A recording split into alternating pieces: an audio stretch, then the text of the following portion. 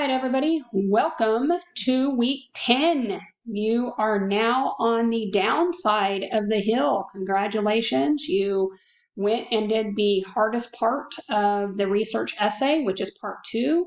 It's the longest part where you are learning to analyze and you're also learning to synthesize the sources and the different positions. So I did put this in the announcement yesterday. So please look at the announcements whenever I make one. It's very important because there's important information in there if you want to partake in it. If not, that's up to you. Let's go to the modules. I do want to go to week 9 first because I want to go back over the part 3 overview that you were supposed to review last week. So this week you are working on your part 3. The outline is due on Monday. And please, I went over this heavily in the last overview video for week 9, but I just wanted to re-show you. So please read the instructions from top to bottom. There is a couple of you that did not read these instructions and you missed putting in part 1 along with your part 2, and you did lose points because of that. So reading the instructions is very important. Going back out to week 10,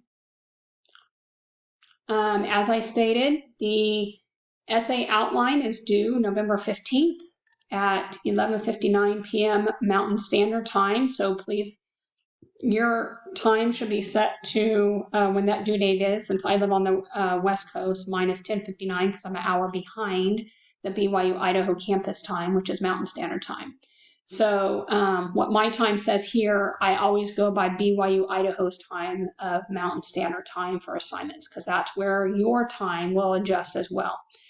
Anyhow, so for the part 3 outline, you do want to make sure that your outline is robust. Remember, the outline is for you to organize your thoughts and ideas. The more robust it is, the better it is for you. And making sure that you have, well, one, it's an Mla outline, and you have the heading here. I'm not putting it because this is just an example. But you have an introduction, okay? My Roman numeral 1, introduction, Roman numeral 2, body paragraphs, Roman numeral 3 is my conclusion. Within my introduction, I'm going to have a hook, I'm going to have a little bit of context, and I'm going to have my thesis statement. For the body paragraphs, my first body paragraph, I'm going to talk about the opposition first. And this particular outline is talking about, are dogs or cats better?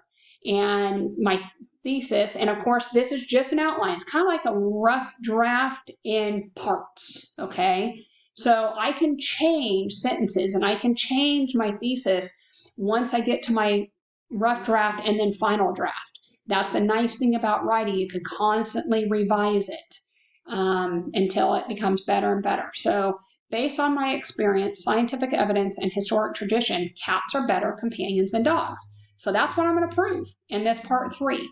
So I'm going to start out with the opposition first. You don't have to. You could actually put the opposition in the middle of your body paragraphs, or you could put it at the end of your body paragraphs. But as long as you have the opposition in there somewhere, that is one of the biggest things of an argumentative paper, is to make sure the opposition is in there. Opposition, another way of saying it, is counter argument. Okay, so as you guys were doing your discussion last week, you put out your argument and then your peers were giving you possible counter arguments, and some of you did an absolutely fabulous job of rebutting right there within the discussion, and it was awesome to see that you were doing that because it's getting you thinking about your position and the counter arguments and what you can do to really showcase that your position is the best position. Okay, remember, you're trying to persuade somebody. So you do want to have the opposition or the counter argument in there. You don't have to talk about every single counter argument. Pick 1 or 2.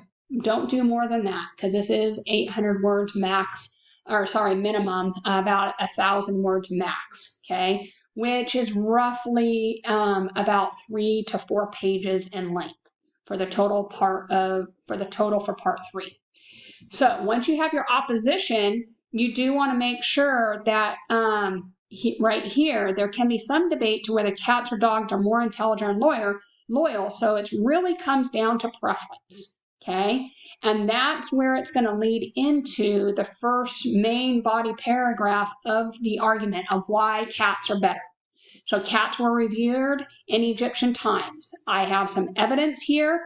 And then, of course, after the evidence, you need 2 to 3 sentences of analysis of why they're better.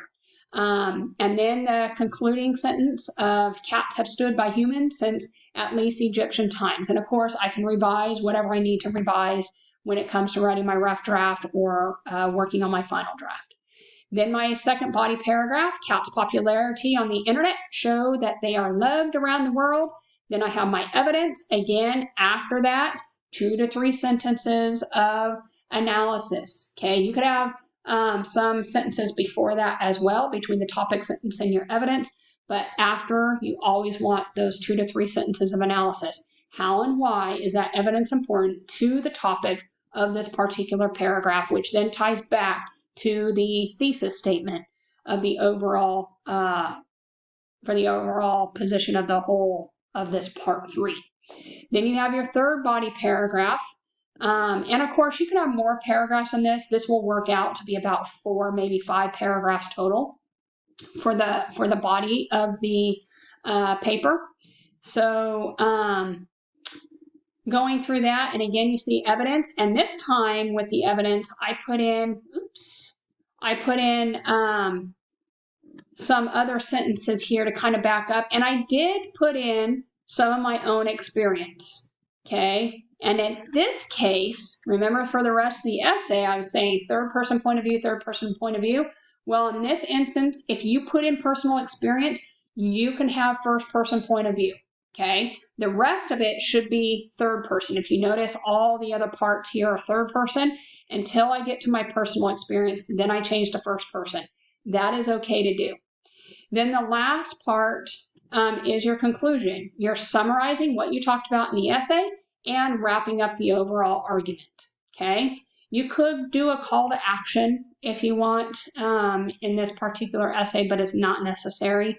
That's typically for a persuasive paper, and we're not writing a persuasive paper. So, all right. So with that being said, that outline is due on Monday.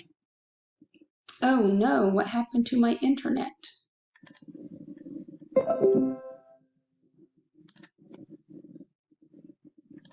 All right, well, not sure what happened, but there we go. Okay, so moving to rough draft peer review. Hopefully it's not going to move me right along there. So you have the rough draft peer review here, same as part 1 and part 2. This should be like riding a bike now.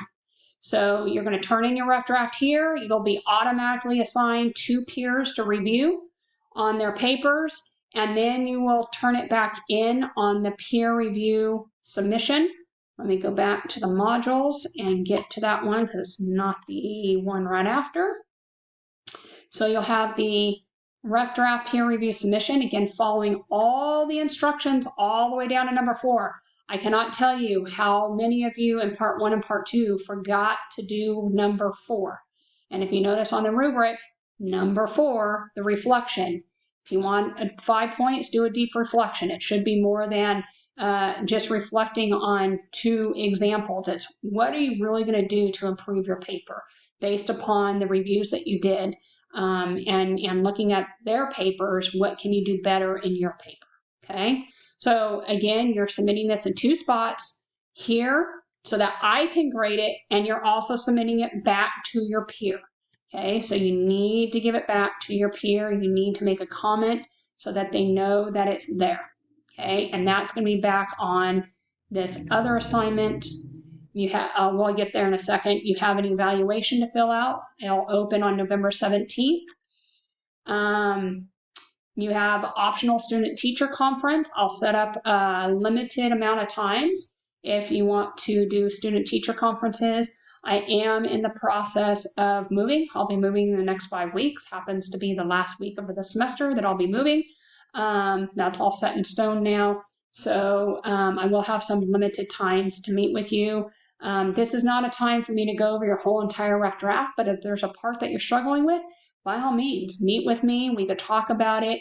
I can help give you some direction, things like that. Okay. You have a quiz on parallel structure. Parallel structure is where you have, it's a grammatical structure where everything falls in line. So you're using all the same past tense, or you're using the same,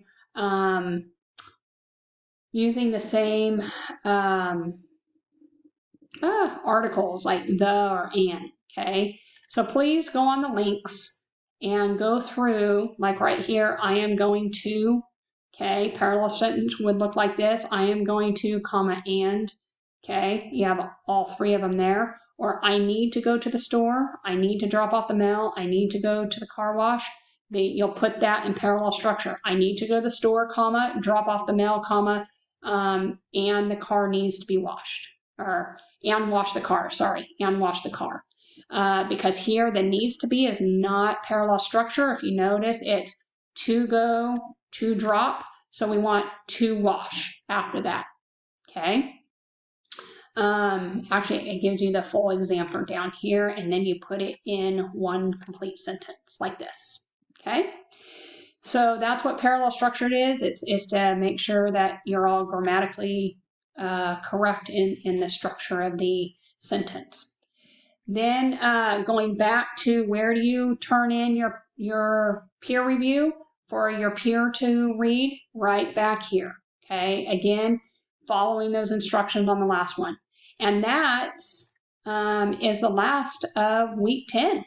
So focus on part 3 of the essay. After that, November 19th is a Friday. You will turn in your final draft the Monday of Thanksgiving week. I do want to talk to you a little bit about Thanksgiving week. You have these, you will be working on your personal essay. So you want to make sure that you're working on these. You will not have assignments on November 24th and 25th. Those are non-student working days. I will not be working on those days either. So all your assignments are due either the 22nd, 23rd, 26th, or 27th. Okay. If you notice here, we have the 27th, the 24th, 27th, 24th, 22nd. Okay. So please make sure that you're looking ahead a little bit. Week 12, you'll continue to work on your personal essay. Week 13, continuing to work on your personal essay. Week 14, your essay is due.